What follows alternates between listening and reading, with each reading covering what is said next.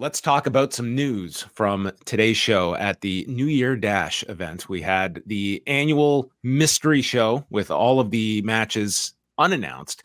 And some of the news coming out of the show, we had the video arrival of one Matt Riddle, who appeared on the screen after Hiroshi Tanahashi made the defense of his NJPW television championship, where his bare ass was shown to the crowd. Well, at least he was up at the crack of dawn.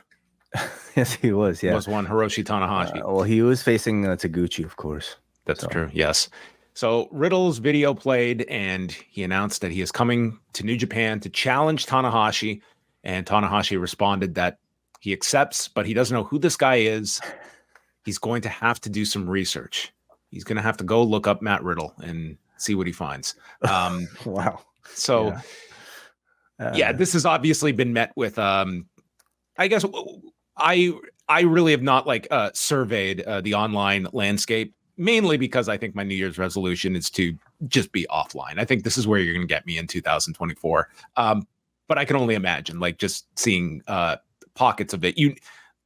I think everyone realized Riddle was going somewhere. It was this guy was a star. He was the biggest star of the cuts, and it was a question of where he was going to go. And wherever he went, it was going to generate, that would be the balance that you're looking at for that company of what is he going to bring versus what is the pushback going to be from the audience. Did you sense that pushback in the hours since this announcement?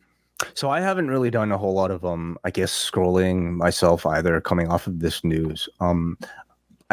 I suppose maybe looking through a few sources I've seen. And you know what? I think we can maybe talk about some of the reaction to the MLW announcement with Riddle being on those cards too. I felt it was a lot smaller of a negative reaction than I was personally expecting. I would say pretty minimal in my opinion, at least in relation to MLW.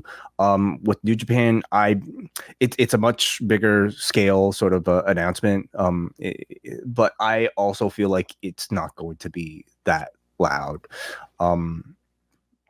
Ultimately, it's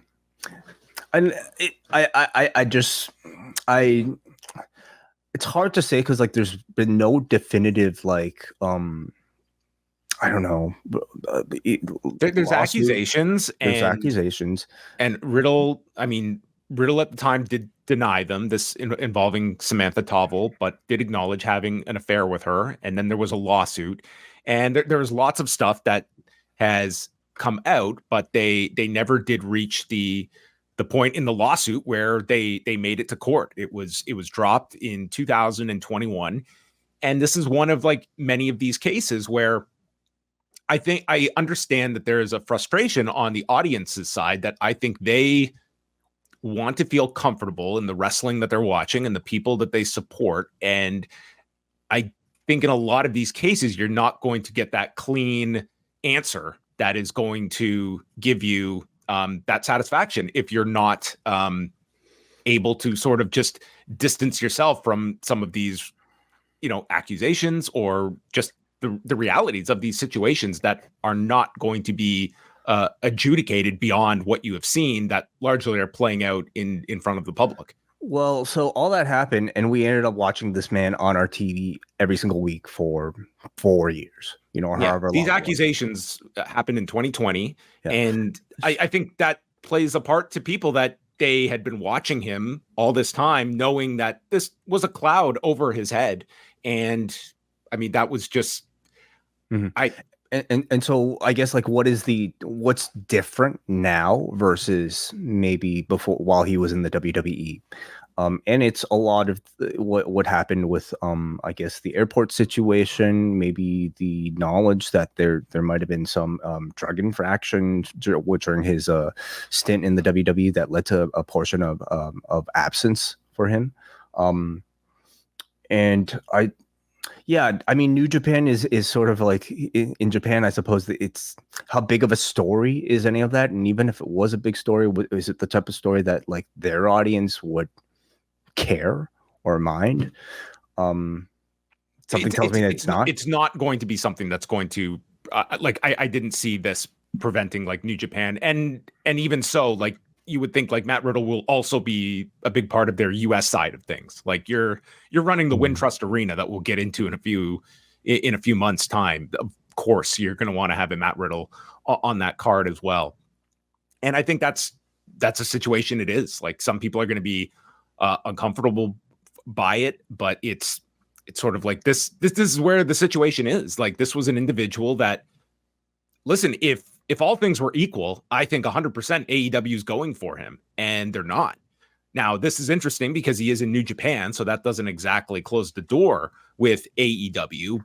But I do feel you have enough of an audience that I think that they do hold AEW to this standard, and a standard that we saw very much in terms of the Ric Flair hiring, that you did see people very uneasy about that one.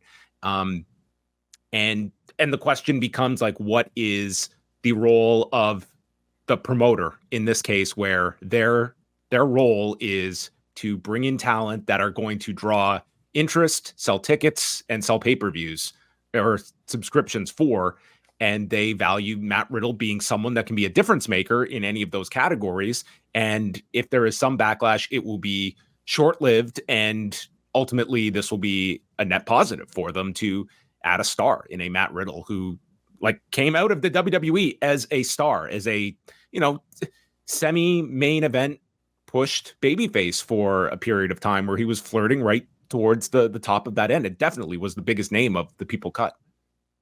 Yeah. I wouldn't put it past maybe AEW to see how this particular run with New Japan might go for Matt Riddle and the MLW run, and then maybe from that point consider. Again, we also have to talk about perhaps what sort of results maybe the public may demand in order to I guess be okay with this person continuing his career and getting another chance, so to speak. Like, again, throughout this entire conversation of everything to do with anybody, in the public eye, perhaps facing some sort of like accusation or something, like we want to try to do our best to maintain the sort of like open mind to accepting that somebody could change.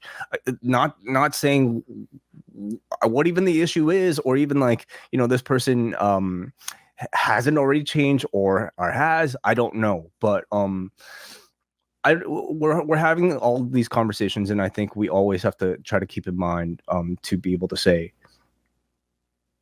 do we shut the door on somebody forever or not?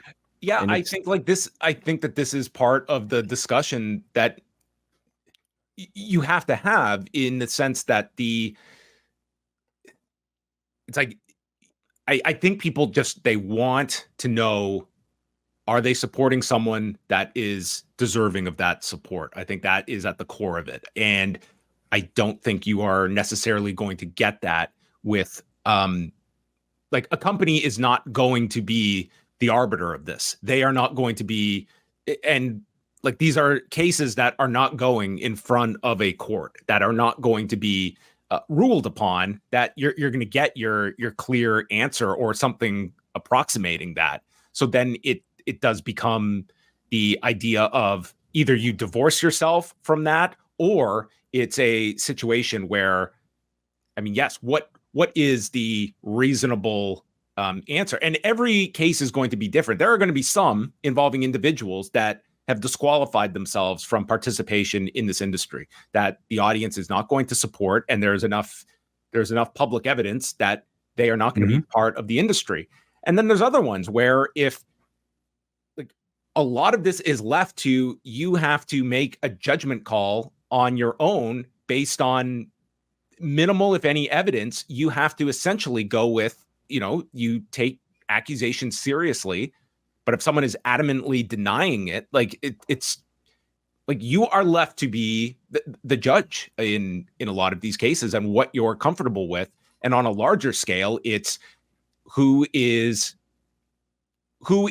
in such a turnoff to people that we just cannot promote this person, versus the others that will accept others. Like it's a really tricky situation, and you want to be as respectful as possible to those out there that may have been hurt by these people that have gone out there and put allegations publicly, which I don't think any person wants to be at the center of, and putting that out there. It just becomes very ugly when this is litigated online and it's debated online. But we have so many of these situations, and what are we looking for realistically here, instead of just some sort of answer to come from above that's going to give people solace in some of these decisions. Yeah. Do you expect him to be in Japan for matches, or is this mainly going to be a New Japan Strong signing, Matt Riddle? I mean, I guess I would think he's coming in to do both. I would think I would think he's probably there in San Jose next weekend, maybe not to wrestle, but at least to do an angle and to set that up. Yeah, I think New Japan is going to want him to be one of their major foreigners this year. Yeah, I wonder, because I don't know if they were very close to getting him when WWE finally signed him, because WWE had the whole pot thing. The pot thing was their resistance to Matt Riddle, and then when New Japan was on the cusp of signing him, that's when WWE finally pulled the trigger and brought him in. Well, I guess my main question is, I think the pot thing is probably a way bigger deal if he were to actually go and wrestle in Japan versus, staying and doing strong shows, for instance. How long can Matt Riddle stay in Japan? He better not pack any, he better make sure he's okay going over there, because they don't mess around with that type of stuff if it's found on you. Mm-hmm. Go ask Paul McCartney. So yeah, I mean, that was, I would say, one of the major news items coming out of New Year Dash.